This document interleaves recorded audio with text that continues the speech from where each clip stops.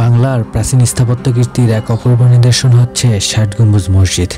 বাগেরহাট জেলার সুন্দরবনের কাছাকাছি অবস্থিত এই মসজিদটি 1500 শতকে খান জাহান আলী নির্মাণ করেন। এই মসজিদটি বাংলাদেশের সবচেয়ে বড় প্রাচীন মসজিদ।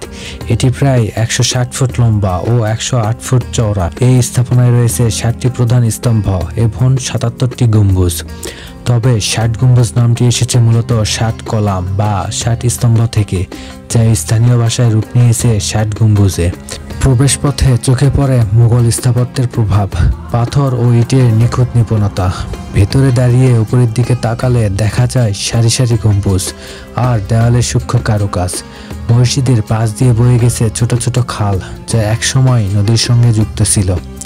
এই ষাট গম্বুজ মসজিদ শুধু নামাজের স্থান নয়, এটি ছিল খান জাহান আলীর দরবার, মাদ্রাসা এবং মানুষকে একত্র করার কেন্দ্রবিন্দু। ষাট গম্বুজ মসজিদ 1985 সালে ইউনেস্কো থেকে বিশ্ব ঐতিহ্যবাহী স্থানের মর্যাদা পেয়েছে। এটি আমাদের গৌরব, আমাদের সংস্কৃতির অহংকার। ষাট গম্বুজ মসজিদ আমাদের শেকড়ের কথা বলে, আমাদের বিশ্বাসের কথা বলে। এটি শুধু ইট সুরকির দেওয়াল নয়, বরং একটি জীবন্ত ইতিহাস, যা শতাব্দীর পর শতাব্দী ধরে দাঁড়িয়ে আছে আমাদের গর্ব হয়ে।